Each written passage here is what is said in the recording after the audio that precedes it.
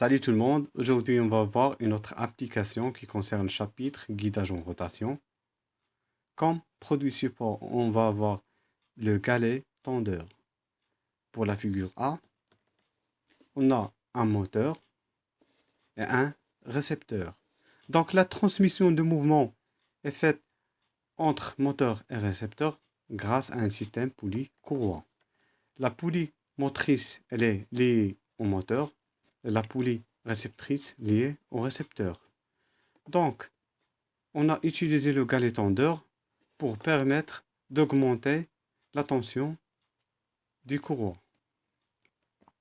Grâce au dessin d'ensemble du galet tendeur, on va répondre à la question numéro 1.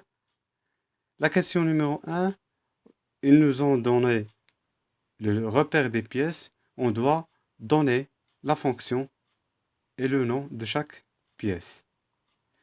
Pour la pièce numéro 8, c'est un coussinet.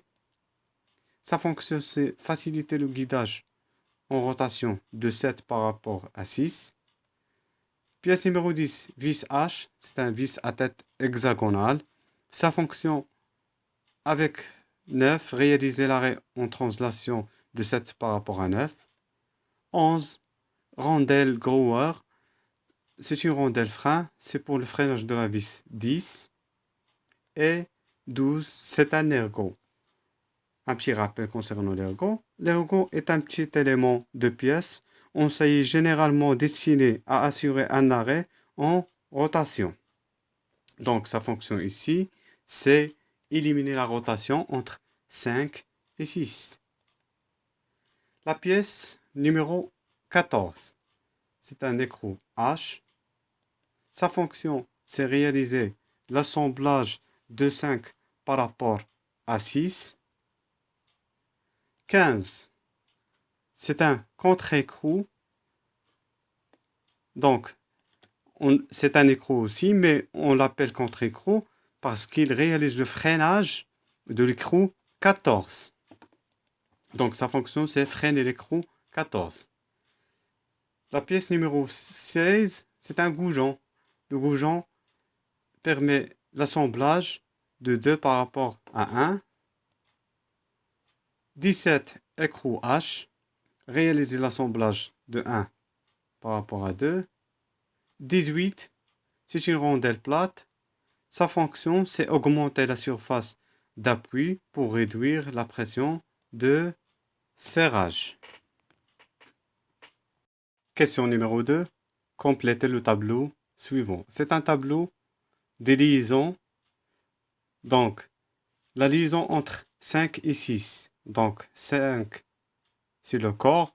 6, c'est l'arbre. Donc, la nature de surface de contact entre ces deux pièces, c'est une surface cylindrique. Donc, pour le contact entre surfaces cylindriques, le mouvement possible, ce sont une rotation et une translation.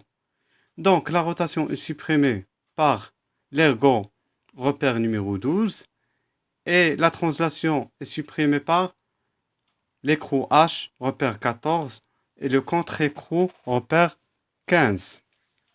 Donc, pour la liaison 7-6, donc la liaison 7-6, c'est entre le galet repère 7 et l'arbre repère 6. Donc, entre ces deux pièces, il y a un coussinet. Donc, la liaison entre 7 et 6, c'est une liaison pivot. Maintenant, la liaison entre 1 et 2. Donc, la liaison entre 1 et 2, c'est une liaison encastrement. Question numéro 3. Donnez la désignation des éléments 10 et 16. Donc, l'élément 10. Vis. H. H, c'est le symbole de la tête de la vis. M, 8,5, c'est le diamètre nominal. 21, c'est la longueur sous tête. L'élément numéro 16, c'est un goujon. M, 11, c'est le diamètre nominal. Tiré 30. 30, c'est la longueur libre. J, 20, c'est la longueur d'implantation. Question numéro 4. Quelle est la solution adoptée pour réaliser la liaison entre les pièces 3, 4 et 5? Donc, on remarque que entre ces trois pièces, il y a des triangles en noir. Ils représentent des soudures. Donc, la solution, c'est par soudage. La question numéro 5. La pièce 8 est en CU SN10 ZN1. Expliquez la désignation. Donc, CI, c'est du cuivre. SN, c'est l'étain. ZN, c'est le zinc. Donc, pour la désignation, c'est un alliage de cuivre qui contient 10% d'étain et 1% de zinc. Question numéro 6. Trachez les chaînes de code relatives aux conditions GA, GB et GC. Donc, on a la cote condition GA. Elle est entre deux surfaces terminales. C'est la surface 6 et la surface 8. Donc, on cherche maintenant les surfaces de liaison. Donc, pour cet exemple, on a la surface de liaison, elle est entre 6 et 8. Donc, A6, c'est entre 6 et la surface de liaison 6 sur 8. Et A8, elle est entre la surface de liaison et la surface terminale 8. Maintenant, on passe au traçage. On trace les surfaces. Donc, la surface 6, la surface de liaison et la surface 8. Donc, on part de la surface 6 jusqu'à la surface de liaison 6 sur 8. On a A6. Et on revient de la surface de liaison 6 sur 8 jusqu'à la surface terminale 8. Et on a A8. C'est la même chose pour GB. Donc, c'est une cote condition qui est entre deux surfaces terminales, c'est 6, et la surface 5, qui appartient à la pièce numéro 5. Donc, on a une surface de liaison entre 6 et 5. Donc, entre 6 et 6 sur 5, c'est B6. Et entre 6 sur 5 et 5, c'est B5. Maintenant, on passe au traçage. On trace la surface qui appartient à 6 et la surface de liaison entre 6 et 5. Donc, on a B6. Après, on trace, on retourne de la surface de liaison vers la surface terminale 5. Maintenant, on passe à la cote condition G6. Donc, la cote condition G6, elle est entre 15 et 6. Maintenant, on cherche les surfaces de liaison jusqu'à ce qu'on arrive à la surface de liaison entre 6 et une autre surface. Donc, 15, elle est en contact avec 14. Donc, entre 15 et 15 sur 14, c'est C15. Donc, 15 sur 14, la surface de liaison 15 et 14. Donc, on a une autre surface de liaison qui relie, c'est une liaison entre 14 et 13. Donc, c'est C14. On va aller chercher une autre surface de liaison. C'est la surface entre 13 et 15 et 5. Donc, c'est C13. On a une autre surface de liaison. C'est une surface de liaison entre 5 et 6. Donc, c'est C5. Et de la surface de liaison 5 sur 6, on revient à la surface terminale 6. On a C6. Maintenant, pour le tracement, on trace. On part de la surface 15, la surface terminale 15, jusqu'à la surface de liaison entre 15 et 14, et on a C15. On va à la surface de liaison entre 14 et 13, et on a C14.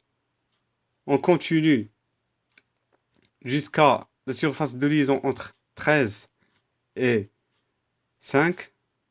Donc c'est C13. On part à la surface de liaison entre 5 et 6, c'est C5. Donc maintenant, on va retourner à la surface terminale.